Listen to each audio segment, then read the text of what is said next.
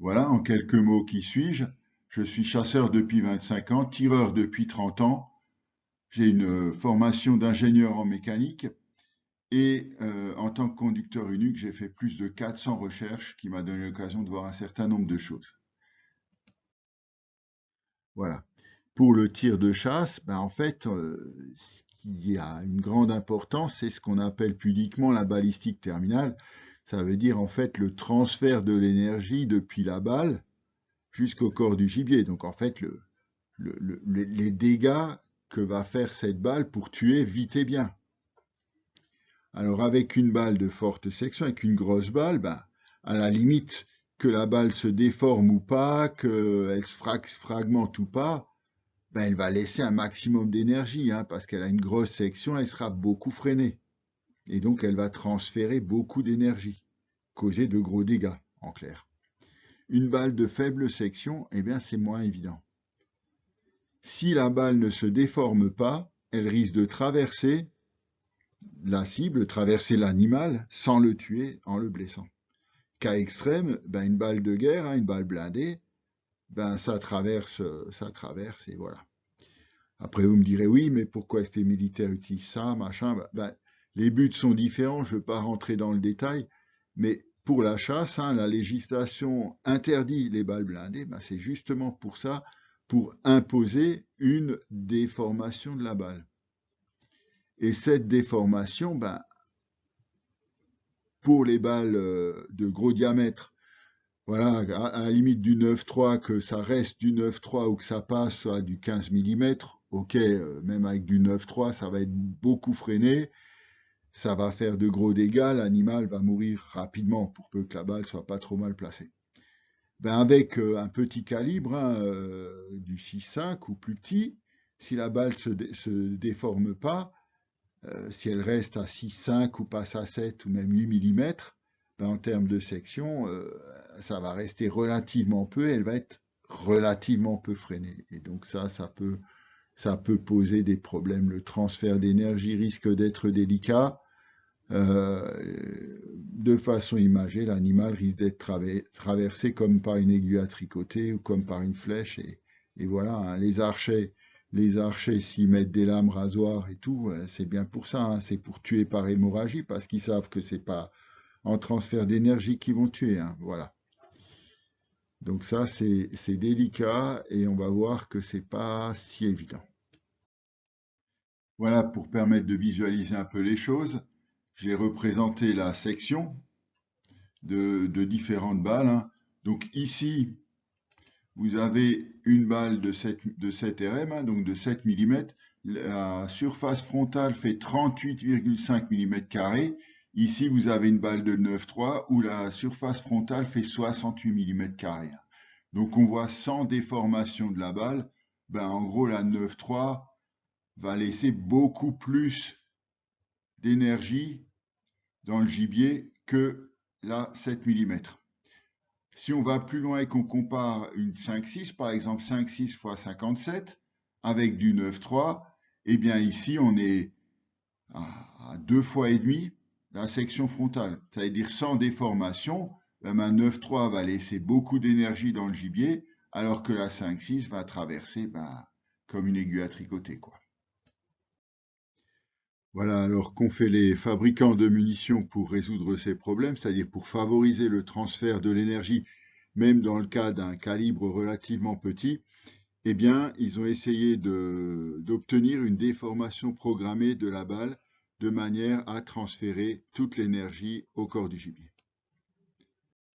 Donc cette histoire de déformation programmée, c'est basé sur la dureté des balles, hein. Donc le problème, c'est que la dureté dépend de la vitesse de déformation. Alors par exemple, vous avez de l'eau, si on la déforme à 5 km/h, c'est très agréable, on se baigne, on nage et tout, mais si on percute une piscine à 100 km/h, on meurt. Alors pour aller plus loin, il y a une espèce d'aide-mémoire pour illustrer ça. On dit parfois qu'un camembert lancé à 10 000 km/h est capable de traverser un char d'assaut. Donc bon, en termes de chasse, on se trouve bien sûr pas à ces vitesses-là, Hein, par exemple, avec du 9.3, on a une vitesse de en gros 700 mètres secondes à la sortie du canon et 470 au bout de 400 mètres. Bon, bien sûr, on tire pas jusqu'à 400 mètres, mais ça illustre bien. Pour le 7RM, ben, la vitesse en sortie de canon, on est à 880 et au bout de 400 mètres, on n'est plus qu'à 648. Donc on voit que même pour une même munition, on a une variation de vitesse de l'ordre de 30%. Ça veut dire ben, il faut que la balle soit conçue pour se déformer de manière identique, que le gibier soit proche, 5-10 mètres, ou loin, 100-150 mètres. Donc déjà, ça, c'est pas évident parce qu'on a déjà des différences de vitesse non négligeables ici, et que la balle soit rapide ou lente. Ok? Voilà. Alors, ça, c'est une part du problème. Une autre partie, c'est que ben, si vous êtes fabricant de munitions et que vous disposez d'une balle existante, par exemple en 7 mm, ben, vous êtes tenté de la monter sur du 7,64 ou 7,65 et sur du 7RM. La gamme de vitesse n'est pas la même. Encore pire, si vous gardez la conception, les matériaux et que vous faites simplement varier le diamètre en conservant toutes les choses identiques, et vous voulez utiliser votre balle pour toute la gamme de munitions, ben vous allez vous trouver avec des échelles de vitesse en restant dans les calibres standards et raisonnables, ben de mettons 550 mètres par seconde à 800 ou 900 mètres par seconde. Donc des variations du simple au double. Voilà. Donc on voit bien combiné à la variation de dureté des différents composants, le plomb, le laiton et le cuivre, etc., eh bien que c'est pas évident du tout. Et donc on peut très bien se retrouver avec une balle qui fonctionne bien à une vitesse, qui se dilate bien à une vitesse, qui transfère toute son énergie. Eh bien si on utilise la même balle dans un calibre beaucoup plus rapide, ben, elle fonctionne mal.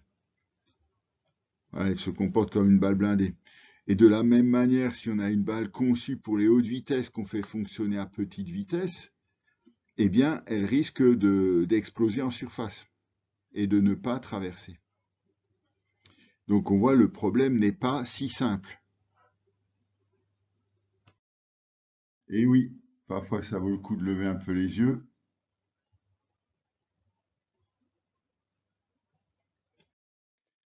Voilà, donc on a vu que le problème de transmission d'énergie de la balle au corps du gibier n'est pas simple, en particulier dans le cas de balles de petit diamètre. Et pour tenter de résoudre ce problème, les fabricants de munitions ont conçu des balles particulières, des balles composites à plusieurs compartiments, etc. Quel est le problème? Ben, le problème ici, c'est que si on touche le gibier dans une zone molle ou dans le thorax, hein, si on tire correctement, on attend que l'animal soit de profil et on fait une balle de thorax, les côtes sont pas, en général pas très très solides et la balle vient traverser. Ici, elle expanse normalement dans le thorax et vient ressortir de l'autre côté. Voilà. Si on rencontre un os, par exemple, patte avant, et qu'est-ce qui se passe avec une balle prévue pour être assez déformable comme ici? Eh bien, elle risque de s'aplatir sur l'os, peut-être casser la patte, peut-être venir un peu abîmer le thorax, mais en tout cas pas tuer l'animal. Donc, blessure.